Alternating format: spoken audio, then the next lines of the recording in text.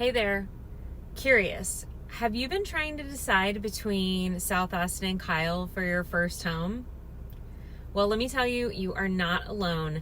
This is something that I've been hearing buyers ask a lot right now because they both have different things that are pulling them. And guess what? The truth is there's no wrong answer. But one of these places, South Austin or Kyle, will fit your daily life better than the other one. Hey there. I'm Brooke, and I help first-time buyers and first-time sellers in South Austin, Kyle, and Dripping Springs get clear, confident, and fully prepared to make moves. Okay, so here's the thing. Both are great, South Austin or Kyle, but for different reasons. They both have their strengths. So today what I'm going to do is break them down for you.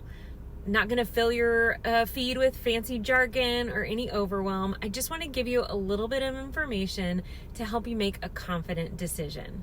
So let's talk about affordability and monthly payment.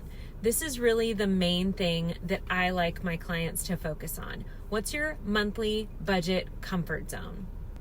South Austin is going to be on the pricier side over Kyle, especially near Slaughter, Brody, William Cannon.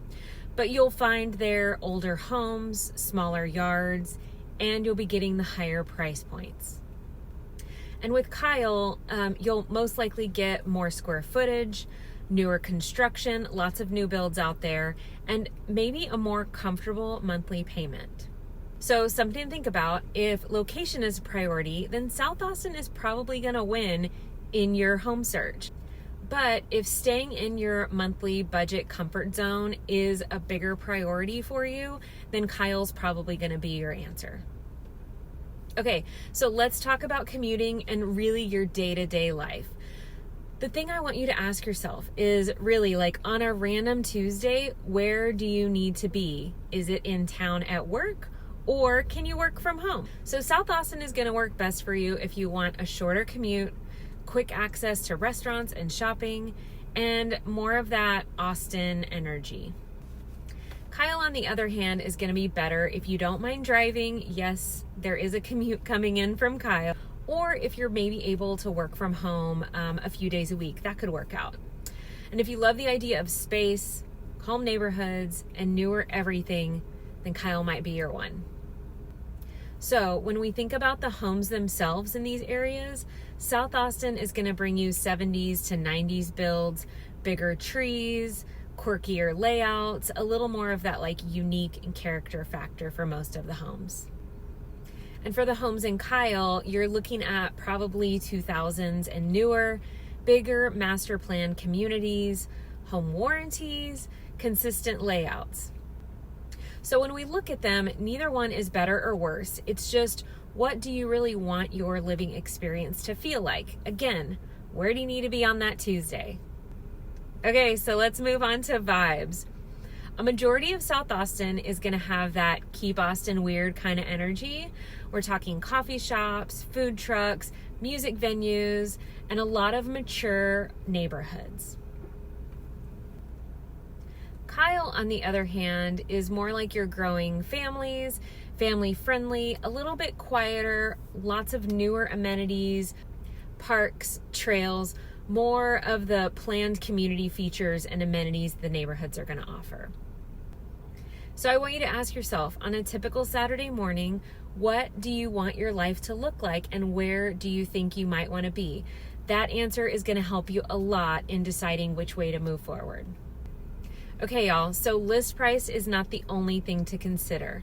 When we look at cost of a home, the list price is not the only story. There's property taxes, HOA fees, insurance differences, and even your commuting costs is something you want to keep in mind. In South Austin, with the older neighborhoods, you'll have fewer HOAs, so nobody telling you what to do and no fees to pay them to tell you how to do it. But you're going to find those higher price points.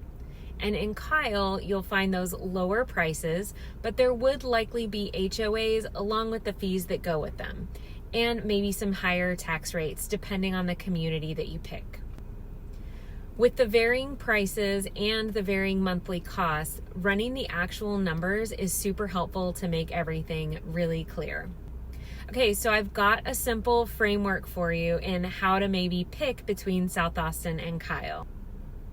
So you're probably going to lean towards South Austin if you like being closer into town, having shorter drives, loving those older trees and all the neighborhood character, and of course the Austin lifestyle.